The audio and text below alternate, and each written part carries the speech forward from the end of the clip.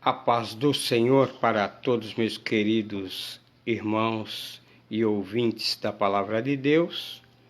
Estamos mais uma vez pelo Facebook para ministrar uma palavra para a nossa edificação. E hoje vamos abordar aqui no livro sagrado, o livro de Neemias, e vamos tirar aqui uma palavra que temos um título: Características de um líder eficaz. E vamos tentar entender como se destaca, como sobressai um líder eficaz. E vamos trabalhar em cima aqui de alguns capítulos de Neemias e vamos ver se tiramos lições deste nobre homem a qual Deus o preparou, o chamou para essa missão. E vamos começar dizendo que quem era Neemias? Para entendermos e falarmos de alguém, precisamos conhecer a sua biografia, conhecer também a sua genealogia. E nós vemos aqui no capítulo 1 quem era Neemias. E podemos entender que Neemias era da tribo de Judá. Seu pai, aqui diz o texto, aqui no capítulo 1, né, que seu pai era Acalias com H, e fora levado cativo para a Babilônia, né? E podemos entender que quando o povo foi levado para a Babilônia, e foi incluído aí o pai de Neemias. Alguns historiadores dizem que ele possa ter nascido no cativeiro, e esse detalhe aí não cabe a ficar questionando, mas sim vamos se prender no que está relatado nas Escrituras Sagradas. Então, seu pai, Acalias, e fora levado cativo para a Babilônia. Assim o texto diz que dessa forma. E também ele era servidor do rei Artaxerxes. E tem o Artaxerxes 1, 2, 3, é um título do rei. Então Artaxerxes estava ali em Suzã. Neemias era um homem de confiança do rei, era copeiro, vivia sob ameaça constante de morte.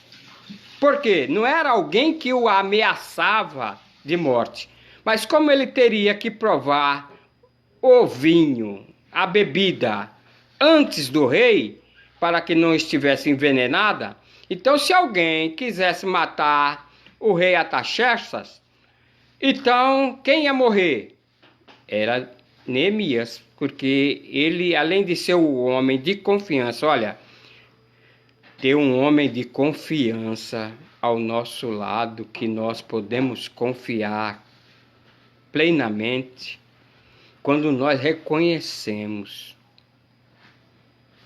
que temos alguém de confiança, é como alguém que acha uma pérola e guarda, e acha não é para vender, não é para ficar se mostrando, mas sim é para ficar honrando.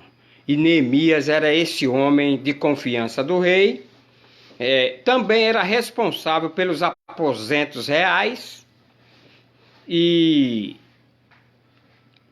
acabou renunciando. Aqui é uma introdução. Acabou ele renunciando esse cargo, né, que ele tinha, cargo de grande responsabilidade. Eu creio que era até bem remunerado, né, ali dentro dos palácios reais. Então nós vemos aqui no capítulo 2. E sucedeu, pois, que no mês de Nissan, no ano 20º do rei Artaxerxes, que estava posto vinho diante dele, e eu tomei o vinho, e o dei ao rei. Porém, nunca antes estivera triste diante do rei. Então, quando Neemias foi ali servir o vinho ao rei, o seu semblante não estava bem. Quem olhava, quem está dia a dia com uma pessoa, passa a conhecer quando ele está triste, quando está amargurado, quando está alegre. A gente percebe, porque o rosto, os olhos, testifica as condições que a pessoa se encontra. Tudo bem. Então nós podemos entender aqui. Primeiro tópico. Nós vamos trabalhar aqui em cima de 3 tópicos. E o primeiro tópico, vamos falar que Neemias recebe notícias. E quais? Segundo tópico. Os princípios básicos de uma boa liderança. Quais são os princípios básicos de uma boa liderança? Terceiro tópico, nós vamos abordar, aí sim, vamos abordar essas características de um líder eficaz. Que nós possamos, pelo menos, ter uma qualidade aí eficaz na nossa vida, como dispenseiros da obra do nosso Salvador Jesus Cristo. Então, vamos lá. Primeiro tópico. Neemias recebe notícias. Quais? Diz o texto aqui de Neemias, capítulo 1, versículo 2, diz assim: que veio Anani, um de seus irmãos, e ele e alguns de Judá. Aí perguntei-lhes pelos judeus que escaparam e que restaram do cativeiro, e também acerca de Jerusalém. Ele recebe esse irmão Ananias e procura saber os que escaparam, os que restaram do cativeiro, o processo quando Nabucodonosor levou a todos, porque Deus levantou o profeta Isaías, levantou o profeta Jeremias, Deus levantou profeta Ezequiel, a qual nos estudos bíblicos nós conhecemos como profeta maior. Por que maior? Porque eles profetizaram em um período mais longo. Não porque eles eram um melhor do que o outro, um maior do que o outro, um mais forte do que o outro. Não é isso não. Mas o período que eles profetizaram da parte de Deus, recebia a palavra e entregava a palavra para o povo, para os reis, para os príncipes, para governantes. E ali, muitos dos profetas, alguns deles, eles mesmo profetizaram dentro dos arraiais reais. Dentro ali, diante dos reis. Então nós vamos entender o seguinte, aqui, e quando o povo pecava e o profeta era levantado para falar dos seus pecados, muitas das vezes o povo endurecia o coração, povo de semblante, cerviz dura, povo rebelde como Jeremias trabalhou muito, e quando ia falar com o povo, e o povo não dava ouvido. Ele mesmo desejou não ter nem nascido do ventre da sua mãe pela rebeldia que o povo demonstrava. Mas a palavra de Deus tinha que se cumprir, e pelos profetas que a profetizaram, e falando sobre o reino de Israel, o povo de Israel, e que era dividido 10 tribos do norte e 2 tribos de Judá, o povo a qual Deus levantou, tirou com braço forte, fez uma nação, mas o povo se distanciava da presença de Deus e dos seus caminhos e dos seus estatutos. E Deus falou, pela boca dos profetas, que eles iam ser levados para o cativeiro. Então nós vemos aí que agora Neemias procura saber que agora o povo, Deus já agora, quando o povo foi levado para o cativeiro, estava na direção de Nabucodonosor. Quem era a cabeça que estava comandando no período era a Babilônia. E o governo maior que tinha a cabeça, a qual Daniel fala sobre a estátua de Nabucodonosor, a cabeça de ouro, e aí vem dando a simbologia até os pés da estátua de Nabucodonosor. Então, nesse momento, a cabeça estava comandada, a cabeça de ouro comandada por Babilônia. E quem era o rei da Babilônia foi Nabucodonosor, a qual levou o povo cativo para a Babilônia. Tudo bem. E nós vemos agora Neemias recebe e procura saber do seu povo. Olha, nós vemos aí já umas características importantes, que tem pessoa que não está nem aí, nem para os seus pais, nem para os seus filhos, nem para a sua família, nem para os seus conhecidos, nem para as pessoas com a qual ele conheceu e agora não tem notícia. Olha, e quando vamos olhar dentro da igreja, nós vemos também que nos dias de hoje tem pessoas que não têm interesse algum, até pelos seus irmãos da congregação, da sua congregação. Eles não querem nem saber como está a situação, se está atravessando dificuldade na jornada espiritual. Quando sai e muda de endereço, vai para um outro local, e parece que ali acabou, olha, aquela comunhão, aquela amizade que tinha. Mas Neemias, nós vemos agora aí a preocupação de Neemias. E ele se preocupa. Aí nós vemos o seguinte: tópico primeiro, o item aí do tópico primeiro, aí nós vemos mensageiro a qual visitou. Quem era o mensageiro? Anani. E agora ele relatou, após Neemias perguntar, os que tinham levado para o cativeiro. Aí ele faz um relato. Neemias procurou saber os que tinham sido levados, os que restaram do cativeiro, né? E nós vemos também os que escaparam, né? E como estava Jerusalém, porque Jerusalém era o centro, onde o povo ano a ano ia ali para oferecer e pagar os seus votos, levar a oferta, levar o dízimo. Então era o centro religioso do povo se reunir para dar todas as graças e honras e glórias a Deus. Aí agora vem agora a situação que se encontrava. Aí Anani, agora aí ele fala como estava a situação. Aí o povo vive em grande desprezo, miséria, os muros da cidade derribados, as portas queimadas a fogo.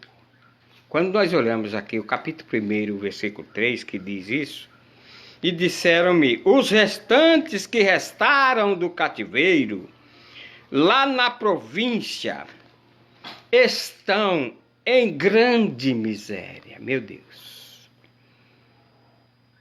não é fácil. Não é fácil esse tipo de situação. A palavra de Deus, Davi, em um dos seus salmos, diz assim: nunca vi um justo desamparado, nem a sua descendência mendigar o pão. E agora saber que seus irmãos precisa considerar. Se não considerar, não adianta nada. Pode estar até morto. Pode estar aí doente. Pode estar no UTI. Que tem pessoas que não têm interesse algum pelo próximo. E Neemias não. Neemias, ele não demonstra esse tipo de caráter ruim. Mas aí, nós vemos aqui, em desprezo, o muro de Jerusalém fendido e suas portas queimadas a fogo. Bem dizer, em tremenda derrota. Porque quando caímos na mão do opositor, quando caímos na mão de outras nações, quando estamos distanciados da presença de Deus, quando a mão de Deus não está sobre alguém ou sobre o seu povo, pode saber que nada vai bem. Por isso que Isaías, na sua palavra, ele diz assim: buscai ao Senhor enquanto se pode achar, invocai-o enquanto ele está perto.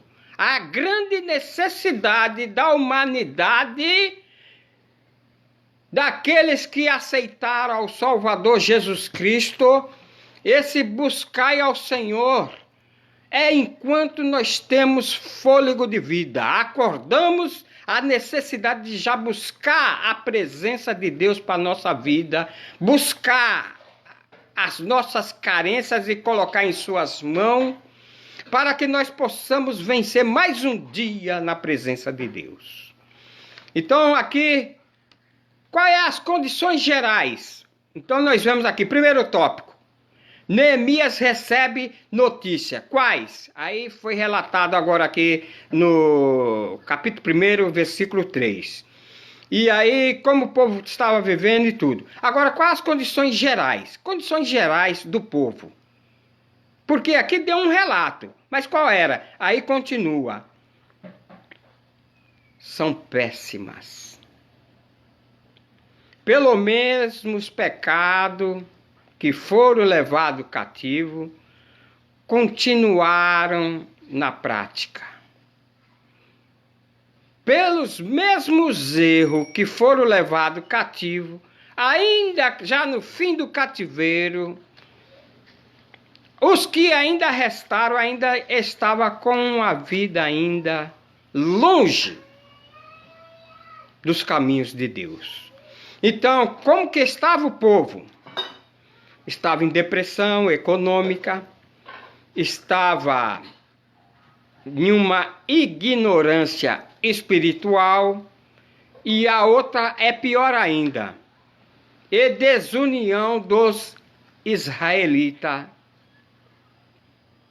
que sobraram. E quando não há união, quando não é um só corpo, Jesus a cabeça e a igreja o corpo, e quando esse corpo começa a desentender braço e mão, perna, olho, ouvido, quando há desunião na igreja, pode saber, andarão dois juntos se não estiverem de acordo? Disse o profeta menor, profeta Amós. Há condições de andar se não tiver no mesmo propósito e servindo ao mesmo Deus. Então aí nós vemos como estava a situação, as condições gerais do povo. Vamos para o tópico segundo? Vamos abordar agora o tópico segundo. Os princípios básicos de uma boa liderança. Porque nós estamos trabalhando em cima aqui, característica de um líder eficaz. E quem é esse líder que nós estamos abordando aqui, que é e foi eficaz, é Neemias. E que nós possamos, em cima do que está escrito nas Escrituras, falando desse líder, Neemias, nós possamos tirar proveito para as nossas vidas. Vamos lá? Então, os princípios básicos de uma boa liderança. Aí nós podemos ver aqui no capítulo 1, versículo 4, 5 e 6. Vamos ver aqui que é que Neemias, após receber a notícia, qual foi a reação desse líder? Qual foi a reação? Aí nós vemos aqui. E sucedeu que, ouvindo eu essas palavras, assentei e chorei e lamentei por alguns dias. Eu posso pegar aqui, até esse ponto e vírgula aqui, esse alguns dias. Olha, esse líder chamado por Deus, ele ainda não estava em ação para liderar. Ele ainda não estava. Ele estava sobre, olha, quem era o tutor, quem era acima dele era o rei. Mas quando ele recebeu notícia, nós vemos aí uma característica excelente de Neemias. Ele era sensível. E só é sensível aquele que consente as dores, a miséria de alguém. Aí diz o texto que ele se assentou, não aguentou nem ficar em pé. Ele se assentou, chorei e lamentei. Chorar e lamentar. E não foi por aquele momento. Não foi, Neemias não chorou lágrima de crocodilo, não. Que nós vemos pessoas, às vezes, que se aproximam da gente, até chora, mas é um choro de lágrima de crocodilo. É só para mostrar ali algo, mas não tem, olha, uma plena sensibilidade por a gente, não. Só é enquanto está na nossa presença, na nossa vista. Aí diz, estive, agora aí ele entra em uma condição. Estive jejuando, orando perante os Deus dos céus. Ele não foi arengar, não foi chegar para um e para outro. Você viu? Olha como que está a situação. É como está a situação lá do povo de Israel. Tá vendo? Aí, tá assim por causa disso. Ele não foi assim. Ele não usou dessas artimanhas. Porque o seu caráter não era caráter de ficar com essas picuinhas. Aí diz o texto, versículo 5, e disse, aí quando ele começa a orar, aqui é uma oração. Aí, Senhor, Deus dos céus, Deus grande e terrível, que guardas o conserto e a benignidade, para que com aqueles que te amam, e guarda os teus mandamentos. Esteja, pois, atentos os teus ouvidos à oração do teu servo, que hoje faço perante ti, de dia e de noite. Isso se chama oração intercessória. Pelos filhos de Israel. Nem por ele estava preocupado, pelas condições que ele estava na presença do rei, tendo que provar vinho, sujeito a alguém tentar envenenar o rei e ele beber e morrer. Ele não estava preocupado, ele estava preocupado com o seu povo. Aí, teus servos, e faço confissão dos pecados dos teus filhos e de Israel. Agora, ele se coloca nas condições do povo e dos todos que são filhos de Israel. Ele se coloca no lugar. Ele se coloca no lugar. E aí ele vem dizendo que pecamos contra ti. Também eu e a casa do meu pai pecamos. Aí vem, isso aí se chama reconhecimento. Quando um líder, quando um salvo, quando aquele que foi remido, lavado pelo sangue do Cordeiro, nosso Senhor e Salvador Jesus Cristo, quando ele reconhece as suas fraquezas, reconhece os seus erros, reconhece o seu pecado, pode ter certeza que alcança misericórdia. Porque provérbio diz, aquele que não confessa as suas transgressões, jamais alcançará misericórdia. Mas os que a confessa, aí sim alcança misericórdia. E misericórdia é Deus não dando aquilo que a pessoa merece. Mas aí Neemias, esse líder eficaz, ele se coloca na posição do povo, se coloca relatando e orando pelo povo, colocando-se como se fosse o povo orando e pedindo perdão a Deus. Aí pecamos, eu também eu e a casa de meu pai. Aí ele vem dizendo, de todos nós corrompemos contra ti, e não guardamos os mandamentos, nem os estatutos, nem os juízos que ordenaste a Moisés, teu servo.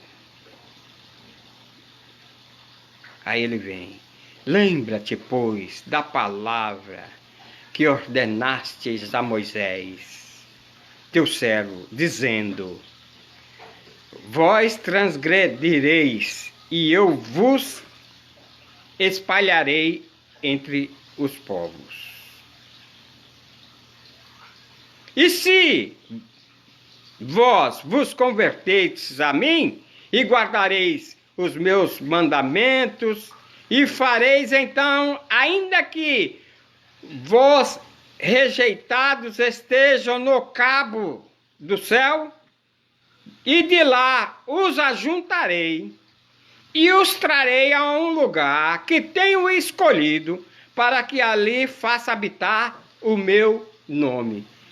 Mas aí, para acontecer, o povo tem que voltar. Tem que voltar às origens, tem que voltar à sua identidade, povo de Deus, tem que voltar de novo a obedecer. E obedecer o quê, irmão? Obedecer os mandamentos, obedecer os estatutos e obedecer os juízos. Porque hoje vivemos e o povo vive da maneira que quer, achando e fazendo o que se acha no seu direito e não naquilo que Deus quer de cada um de nós. Então, tudo bem. Vamos lá. No capítulo 2, versículo 20, nós vemos Neemias também dizendo assim, olha, então lhe respondi e disse, Deus dos céus, e o que nos fará prosperar? E nós, teu servo, levantaremos e edificaremos, mas vós não tendes partes, nem justiça e nem memória de Jerusalém.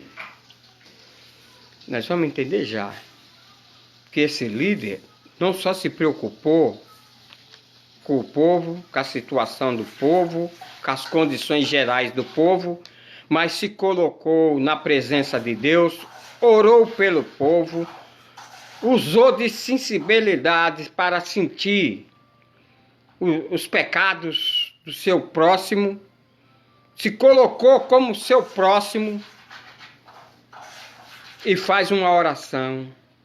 E depois ele chega, quando ele aqui, o versículo que lemos, quando ele foi servir o vinho ao rei, no capítulo 2, versículo 1, e o seu semblante não era aquele semblante de todo dia, porque ele ainda não tinha notícia. Mas quando ele teve notícia, não tem como ter um semblante alegre, não tem como mostrar que está alegre, não tem como. O verdadeiro, o autêntico, ele não vai querer demonstrar para alguém que está feliz, que não tem problema nenhum.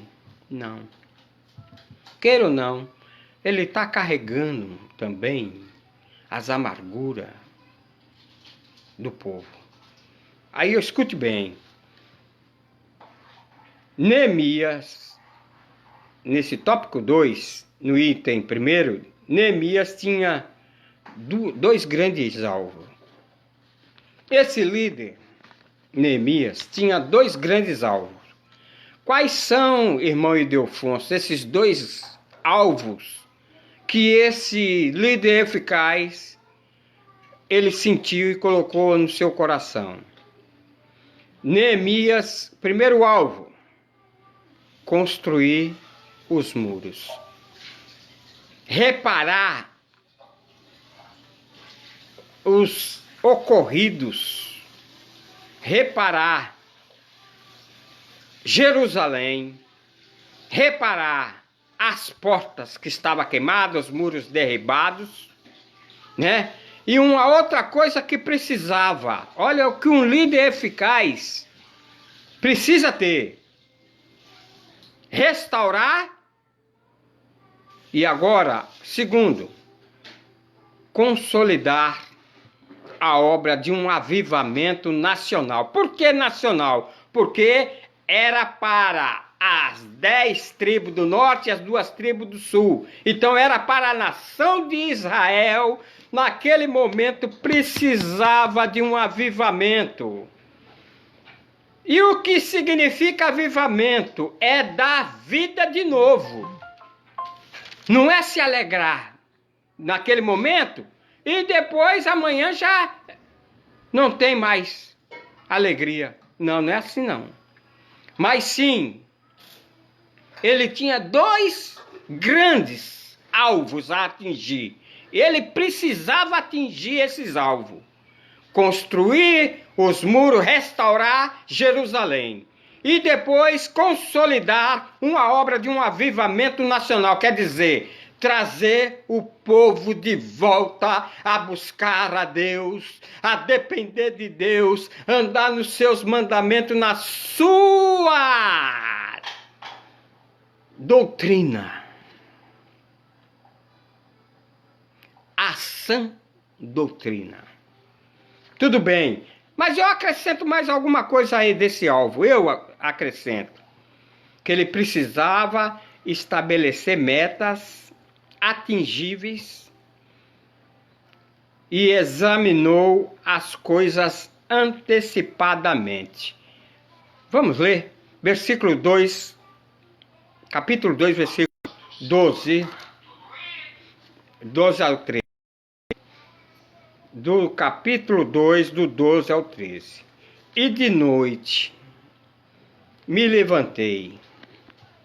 De noite me levantei. Olhe bem, olha a maneira dele estabelecer metas atingíveis. Capítulo 2, versículo 12. De noite me levantei eu e poucos homens comigo, e não declarei a ninguém o que o meu Deus pôs no meu coração para fazer em Jerusalém. Olha, tá vendo aí? Aprenda, aprenda. que é que aconteceu? Ele se levantou, ele e mais alguns homens, e não declarou a ninguém deles o que Deus tinha proposto no seu coração. Usou de grande sabedoria, porque muitas das vezes nós somos muito boca aberta. Qualquer coisa, nós estamos relatando. Basta receber uma profecia a seu respeito, ao que Deus vai fazer, você já quer correr e contar para os outros. E um líder eficaz, ele se mantém quieto. Ele não vai falar nada. Então observe bem, ele não falou a ninguém o que Deus colocou no seu coração para fazer em Jerusalém. Mas aqui diz o texto, e não havia comigo animal algum, senão aquele que estava montado. Então eu creio que ele deve ter pego aí um camelo, que naquela época, não sei se tinha cavalos, né? Mas aí nós vemos que antes disso, quando ele esteve na presença do rei, o rei percebeu o seu semblante e tudo, aí ele disse para o rei, viva o rei para sempre, como estaria triste o meu rosto, estando na cidade, o lugar do sepulcro dos meus pais assolado, e tendo sido consumido as suas portas ao fogo. Ele faz um relato ao rei da situação que ele ficou sabendo. E aí o rei abre mão, ele não abriu mão porque também Neemias era ali um excelente, é porque Deus já estava trabalhando para essa obra, para que esse líder viesse tomar posse. E ele tocou no coração do rei Artaxerxes, a qual ele deu cartas para Neemias. Aí disse mais o rei, se ao rei parecer bem, Neemias falando, dei-me cartas para os governantes da além do rio, para que me deem passagem até que chegue a Judá. Olha bem, ele pediu ao rei, porque para sair de uma província para outra, e principalmente sabendo que ele ali era servo do rei, tinha que ter autorização. Eu fico vendo, eu aprendi nas Assembleias de Deus, logo quando eu me converti, que quando alguém vai para um determinado local, determinada cidade, determinado estado ou país, é necessário pegar uma carta assinada pelo seu pastor presidente, para nessa carta relatar que ele está em plena comunhão, ele está em ordem, e quando aonde ele chegar, ele apresenta a carta, e aquele local ali onde ele ficar, aquela carta é assinada também pelo o dirigente ou o pastor local, ou setorial, ou da sede, da central, é assinado. É o dever. Crente, salvo, membro, ele não viaja sem carta de recomendação.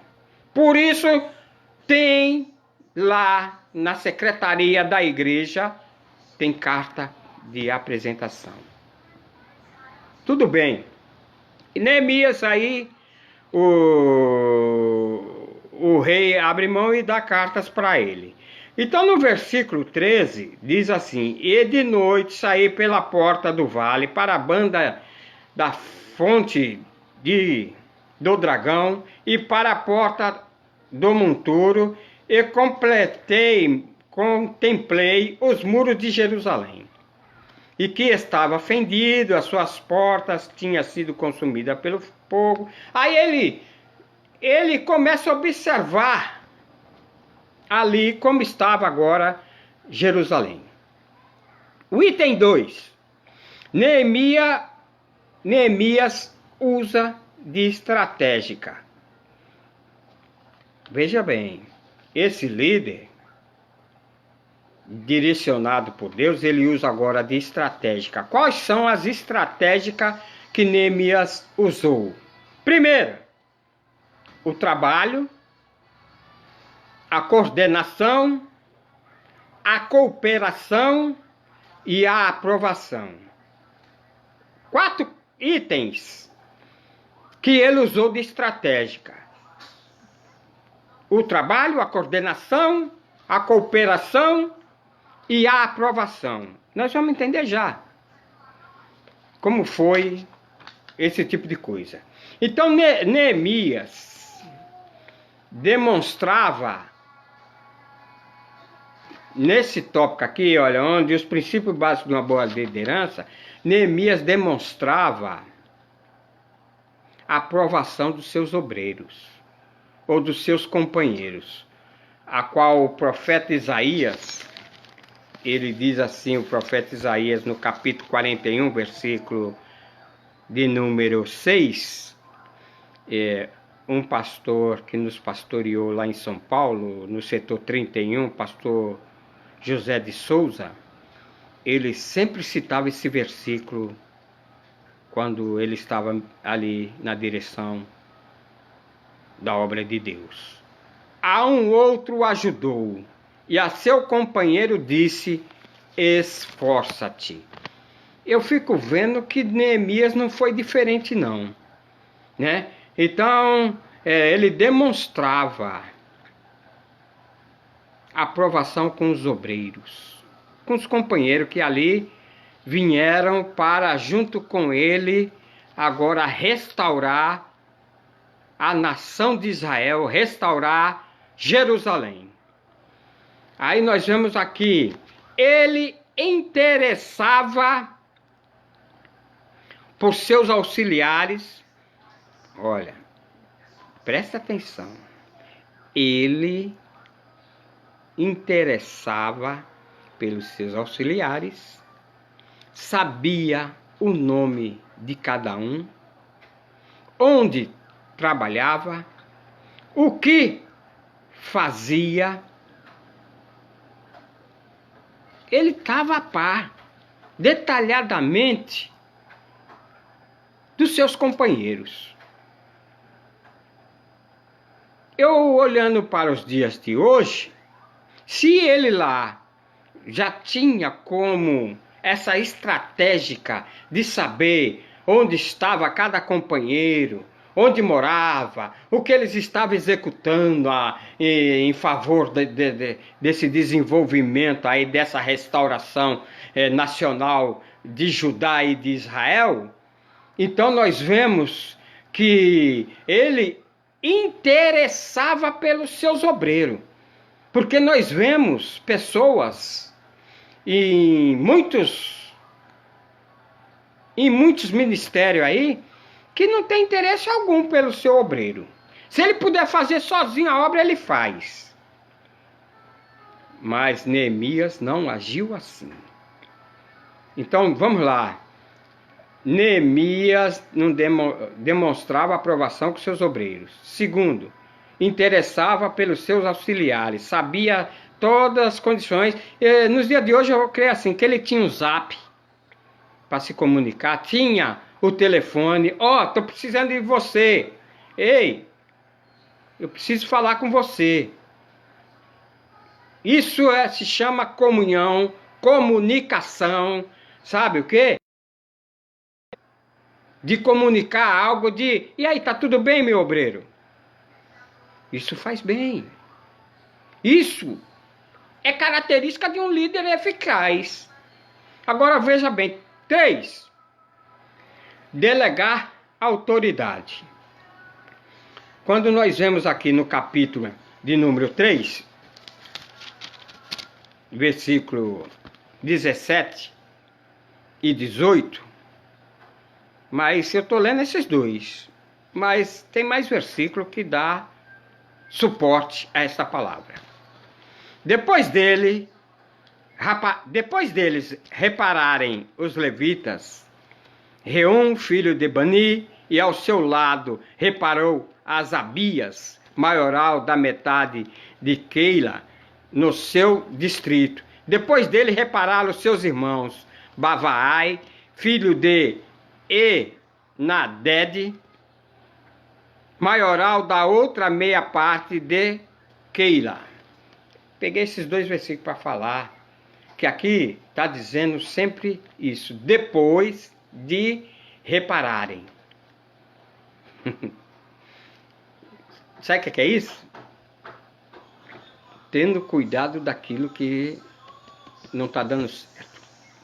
Tendo visão da obra, daquilo que não está andando, não está nenhuma engrenagem. E precisa de reparo, precisa de cuidado. E ele fez isso, né? Esse agrupamento. E depois dele delegar a autoridade, quer dizer, colocar cada um no seu serviço, aí vê que ele, depois desse agrupamento que ele montou, ele depois reparou. Aí nós vemos aí, olha, desde o versículo 16, né? Depois dele edificou Neemias, filho de Azabuque, maioral da metade de Bet-sur, até defronte dos sepulcros de Davi, e até ao viveiro artificial, e até a casa dos varões. Então, ele juntou um agrupamento de homens que estava querendo trabalhar para o Senhor, que estava também interessado no mesmo objetivo de ver Jerusalém de novo construída, de os seus muros, suas portas, tudo ali em perfeita situação. Observe que depois dele delegar essa autoridade, aí tinha mais uma coisa. Ele precisava lidar com a oposição. Porque quando se jogamos, ou quando nos colocamos para fazer a obra de Deus, e quando temos chamada, temos unção que Deus nos capacitou para determinada obra, logo vai se levantar opositores. E é da onde esses opositores? É do nosso meio, muitas das vezes. Vai se levantar, como aqui se levantou contra esta obra aqui, logo se levantou aqui, olha. E o que ouvindo Sambalate, o Horonita, e Tobias, servo amonita, lhe desagradou com grande desagrado, que alguém viesse a procurar o bem dos filhos de Israel. Logo eles se... E aí tem também Gesem, Sambalate, Tobias e Gesem. E esses tentaram de toda forma atrapalhar a obra de Deus. Então, o líder precisa aprender a lidar com a oposição, com aqueles que se coloca como o inimigo da nossa vida, se coloca como Satã, Satanás ou diabo, ou Baal, a quem quer que seja, dessa característica, quando é contra o bem, é porque é contra o mal. Então nós entendemos o quê? Que esses homens se levantaram de uma tal forma e... Observe, se levantaram de uma tal forma que precisou, aqui quando no capítulo 2 ainda, é que ouvindo Sambalate, o Oromita, e Tobias, o servo Amonita, e Gesem, o Arabil, zombaram de nós, e desprezaram-nos, e disseram, que é isto que fazes? Quereis rebelar-vos contra o rei?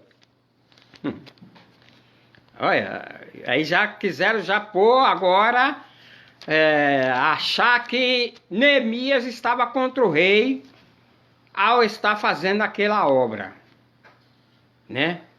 Então lhe respondi, Neemias, e disse, o Deus dos céus, o que nos fará prosperar, e nós, seu servo, nós levantaremos e edificaremos, mas vós não tendes parte. Aí é o versículo 20 que eu li. Agora entenderam? Aí Neemias dizendo, olha, eu tinha lido, mas agora a consequência. Neemias fala para eles que eles não teriam parte nesta obra que Neemias e seus companheiros estavam executando. Os muros iam se levantar, certo? Ia se levantar e ia ser edificados. E a nação de Israel ia voltar para o Deus vivo, o Deus verdadeiro. Não brinca com o homem de Deus não, hein? Não passa por cima do homem de Deus, porque nós estamos estudando nas escolas bíblicas dominical, que quando que era para ser destruídos os amalequitas, foi uma ordem de Deus para Saul, ele não obedeceu. E já nos finzinhos, na peleja que estava Saul, quando ele tinha sido atingido, golpeado, mas ainda não tinha morrido, surgiu um amalequita diante dele, e aí deu o golpe de misericórdia, tirando a vida totalmente de Saul. Só que esse amalequita correu a Davi para dar a notícia. E quando chegou que deu a notícia ao rei Davi, o rei Davi não aceitou aquela maneira dele fazer e ter tratado e ter terminado a morte, mesmo que era perseguidor de Davi, mas não era para tirar a vida. Aí o Davi mandou executá-lo, esse amalequita que veio trazer essas boas novas. Sabe por quê? A palavra de Deus diz assim, não toqueis nos meus ungidos. Nós não devemos ir contra aquele que está na direção de uma obra, na direção de uma igreja. Nós temos que se calar e obedecer e ajudá-lo naquilo que podemos. E não fazer panelinha e nem ajuntar pessoas para ir contra aquele que está à frente de uma obra. Não seja Sambalate, nem Tobias e nem Gesem contra a obra que o teu dirigente, o teu pastor está fazendo aí onde você mora. Olhe bem, para finalizar, vamos agora tratar e falar das características de um líder eficaz. Eu peguei aqui 7 características que demonstrou na vida de Neemias. Primeira, a integridade de Neemias. Quando nós olhamos o salmista Davi falando no Salmo, livro dos Salmos, capítulo de número 78, nós vamos ver o seguinte. Capítulo 78, versículo de número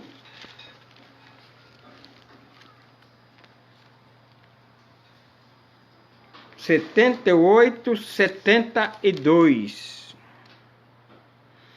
que diz o texto. Eu vou pegar aqui do 70 para a gente entender aqui o contexto.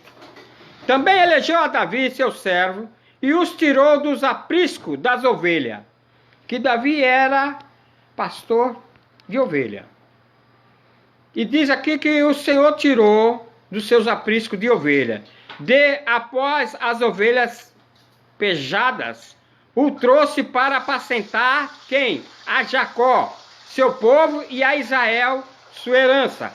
Então Deus tira ele agora de apacentar ovelhas, e agora ele vai apacentar, mas agora ele vai apacentar, não é ovelha animal, mas sim ser humano, vai apacentar Jacó. Por que Jacó?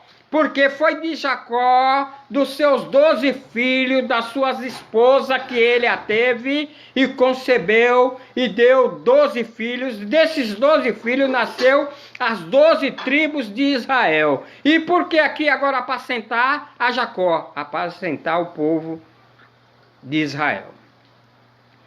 Assim os apacentou. Olha bem.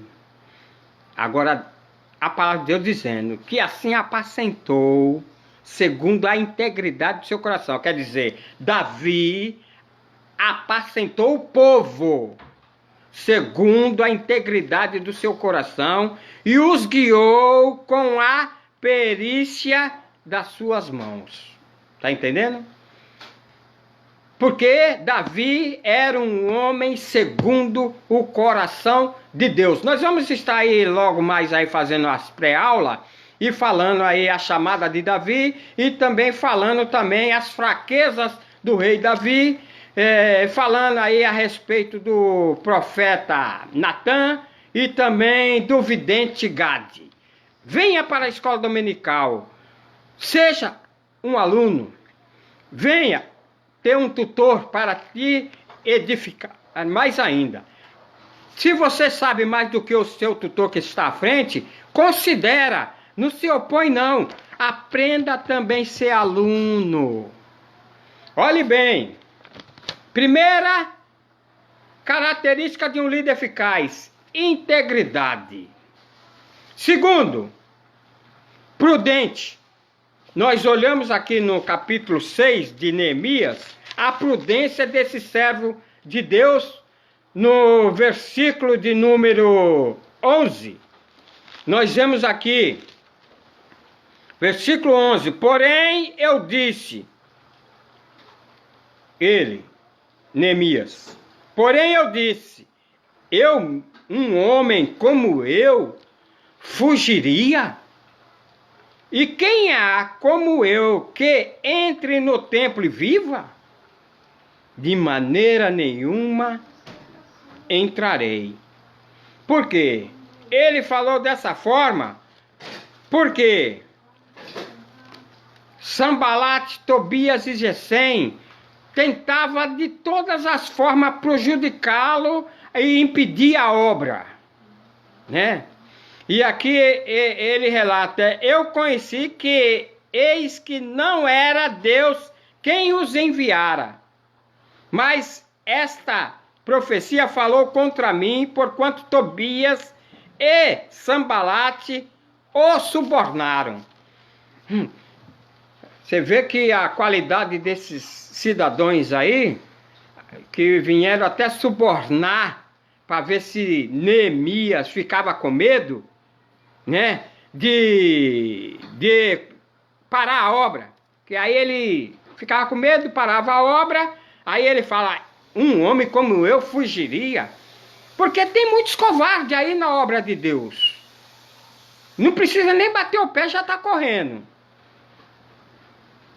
ainda que está sendo prejudicado, tem muitos aí que até muda de estado, corre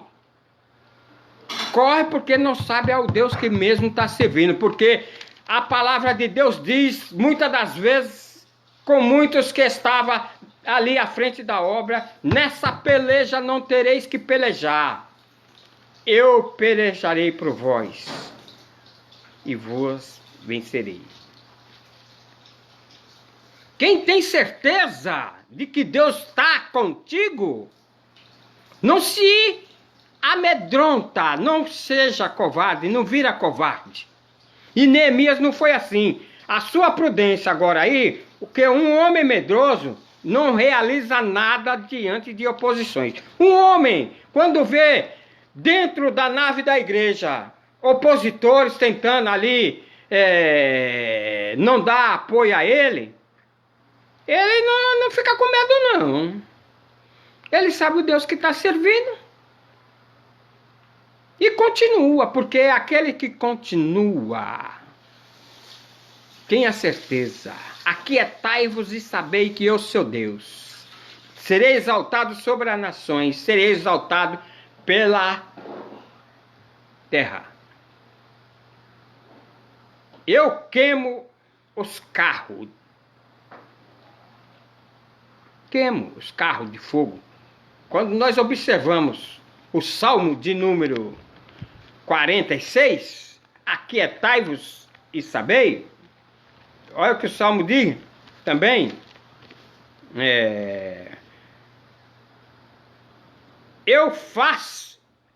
ele faz cessar as guerras, até o fim da terra, quebra o arco, corta a lança e queima os carros no fogo. O Senhor dos exércitos está conosco. O Deus de Jacó é o nosso refúgio. Continua firme na tua posição, líder. Deus te chamou para executar e fazer essa obra aí onde você está. Não se acovarde diante daqueles que tentam te prejudicar. Não. Eles vão ver a obra de Deus na tua vida. Olhe bem, era um homem justo, Neemias. Quando nós olhamos aqui no capítulo de número 5 de Neemias, nós vemos aqui o seguinte, relatar o versículo, eu vou pegar logo o 15.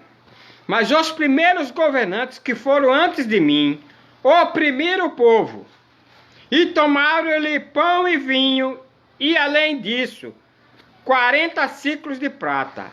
Ainda também os seus moços dominavam sobre o povo. Porém eu assim não fiz por causa do temor de Deus. Olha bem o que é um homem justo.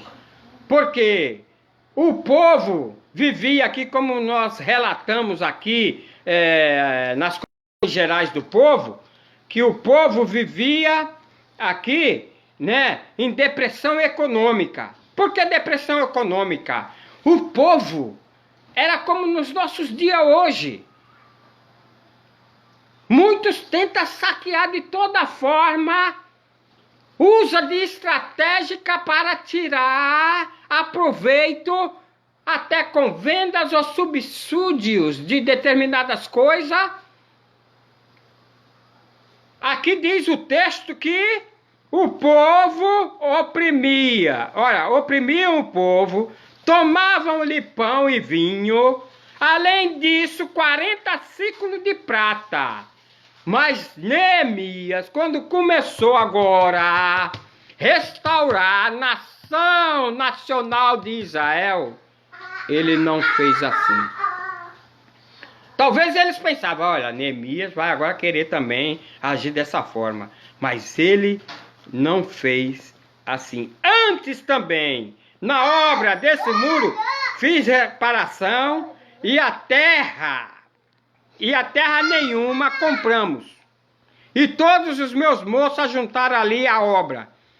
Também 150 homens dos judeus, dos quais magistrados, e os quais vinham a nós, dentre a gente que estão à roda de nós, se punham à minha mesa. Olha bem, e o que se preparava para cada dia era um boi, 6 ovelhas escolhidas, também aves se preparavam, 10.000, aí ele vem dando essa relatação. Lembra-te de mim para bem, ó Deus meu, e de tudo quanto fiz a esse povo. Olha só, um homem justo, ele age com justiça. A balança dele não pende para o lado dele, mas ela é um peso só diante da presença de Deus. Vamos lá. Falamos 3. Qual que é esses 3 Característica de um líder eficaz: integridade, prudência e um homem justo. Nós vemos também ainda no capítulo 9. Vamos observar para entendermos melhor aqui. Capítulo 9 do versículo 8. Diz assim o texto, olha, 9:8. E achaste o seu coração fiel perante ti, e fizeste com ele concerto.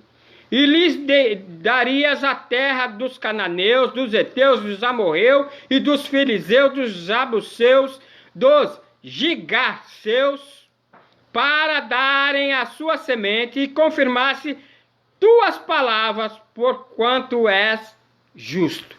Isso é um relato dizendo sobre Neemias. E as terras que foram saqueadas por essas outras nações ia ser resgatada e também dada de volta ao povo de Israel. O versículo 7 diz assim: Tu és, ó Senhor, o Deus que elegestes a Abraão e tiraste de Ur dos caldeus, e lhes puseste por nome Abraão. Olhe bem. Tem aqui o versículo 9:33, diz assim também: Tu, porém, és justo em tudo quanto tem vindo sobre nós, porque tu fielmente te houveste e nós impiamente nos ouvemos. O povo vê em um líder eficaz que ele é justo, porque ele age com justiça. Eu fico observando a sabedoria de Salomão, quando aquelas duas mães estavam grávidas, a outra era a patroa, e tiveram bebê juntas, no mesmo tempo. Só que a serva dormia com seu bebê e sua patroa com o outro. Só que a patroa dormiu por cima do seu bebê e quando acordou viu que ele estava morto. O que ela fez? Ela trocou. E quando a escrava acordou, ela viu que não era o bebê dela. A mãe conhece o seu filho, assim como Deus conhece a todos nós. Aí começou aquela discussão: não, o teu filho é o que está morto e tal. Aí levaram o caso a Davi, levaram o bebê vivo, porque todas as duas falavam que o bebê era delas. Aí Davi chama um soldado, e o soldado chega com a espada. Aí Salomão diz assim: olha, põe esse bebê sobre a mesa aí, essas duas estão brigando dizendo que o filho é delas. Parta agora o bebê em dois, dê metade para cada uma e está resolvida a situação. Aí a mãe verdadeira disse: não, deixa ela ficar com o bebê, para que ele viva. Aí na hora a justiça operou. Na hora veio o discernimento a Salomão e ele disse: verdadeiramente, tu és a mãe. Porque a sua patroa, por ela, partia e matava também o menino. Porque ela não era mãe. E quem não é a mãe não tem amor nenhum pelo outro. E quem não tem amor pelo próximo, age dessa forma, que morra. Mas quando há justiça diante de Deus, é diferente. Pronto. Quarta, ele era um líder eficaz, exemplar. No capítulo de número 5, versículo 8, versículo 5, 8, diz assim: e disse-lhes: nós resgatamos os judeus, nossos irmãos, que foram vendidos a gentes, segundo nossas posses. E vós outra vez vendereis vossos irmãos, ou vender-se-ão nós? Então nos calaram e não acharam o que responder. Olha que a situação desse povo, até seus próprios irmãos vendia como escravo. O profeta Jeremias, ele disse que o povo vendia e trocava os seus irmãos por um par de sapato. Olha que covardia! Mas esse líder chegou para restaurar a nação nacional de Israel. E aí ele começou a trabalhar dessa forma. Líder exemplar. No versículo 14 diz assim: também desde esse dia em que fui nomeado seu governador na terra de Judá, desde o ano 20 até o ano 32 do rei Artaxerxes, 12 anos, nem eu, nem meus irmãos comeram o pão do governador.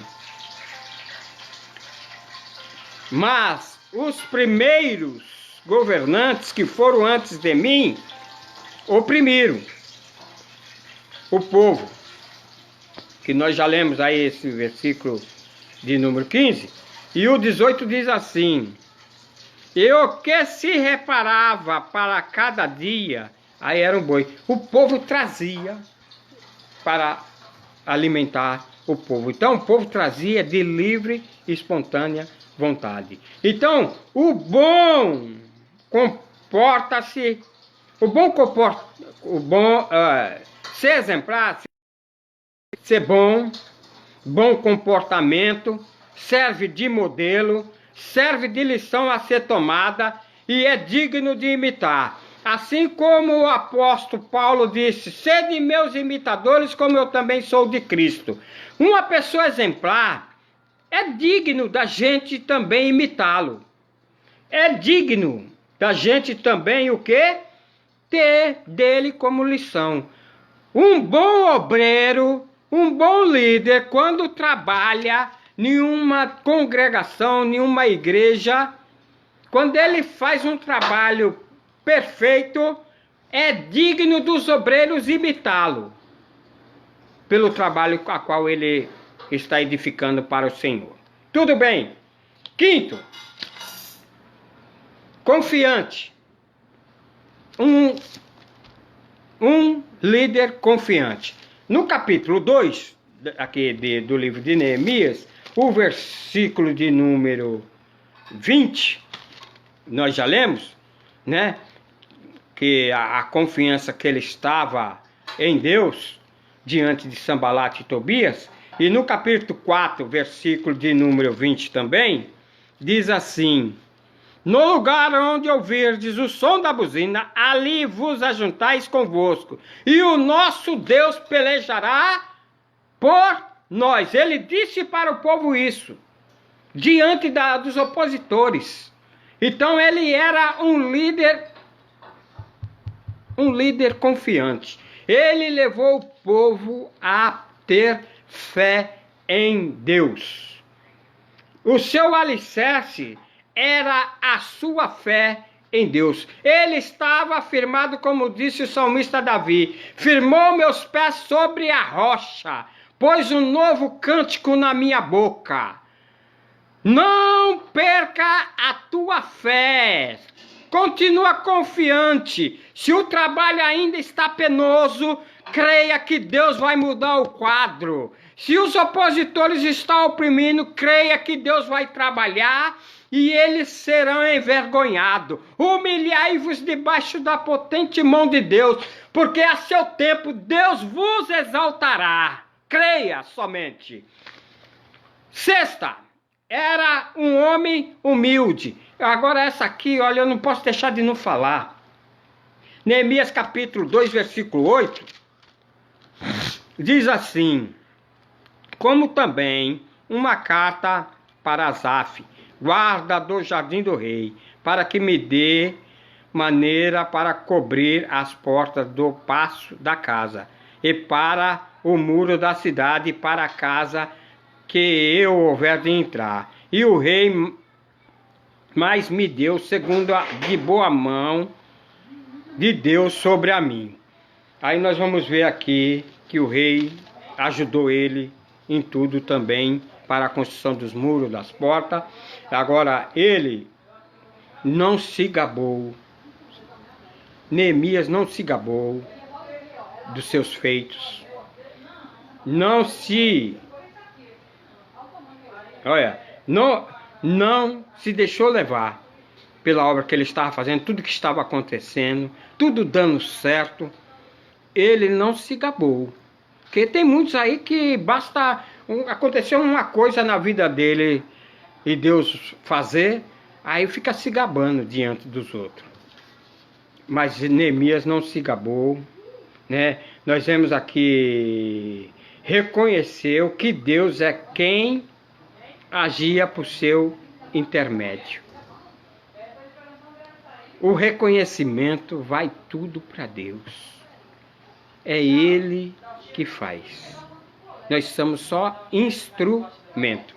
Por último, eu já falei sobre sensibilidade, né, que nós vemos aqui, capítulo 3, versículo 33, capítulo 3, versículo de número...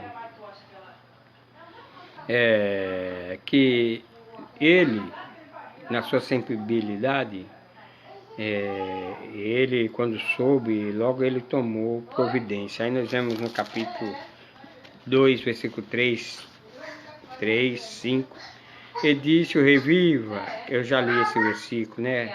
Como estaria eu alegre se o sepulcro do meu pai está dessa forma? Aí o versículo 7 diz: disse mais ao rei: me dê cartas para mim entrar lá e restaurar. Me autoriza. Eu não posso ver meu povo sofrendo. E a com os que se alegram e chorai com os que choram. Neemias foi um líder sensível, que tinha sensibilidade na sua vida e sentiu as misérias. Então nós estamos aqui, fomos colocados para fazer a obra de Deus, cada um no seu devido lugar. Eu não posso exigir do meu irmão algo que eu faço e ele não faz. Eu não posso exigir, mas ele está executando um outro tipo de obra. Quem vai fazer evangelismo gosta de estar na rua e pregando, ganhando alma, anunciando. Ele traz as almas para onde? Para a igreja. E coloca na igreja, e agora quem vai cuidar dessas almas é o dirigente, é o pastor. Mas aí tem aqueles que não pregam, mas tem aqueles que oram. Tem aqueles que não vai para o ar livre, culto relâmpago, mas ele sai para a rua e entrega folheto, ele gosta de fazer essa obra. Tem outros que na condução dele chega, ele começa a falar de Jesus Cristo. Ele às vezes não vai para o culto relâmpago, mas onde ele está falando de Jesus. Mas nós todos somos ferramenta do Senhor Jesus Cristo para edificar essa obra até a sua vinda. Não vamos sarengar, não vamos criticar, não vamos desfazer dos nossos queridos e amados companheiros e irmãos, mas vamos ter exemplo de coisas boas para que a obra de Deus continue. Deus os abençoe em Cristo Jesus.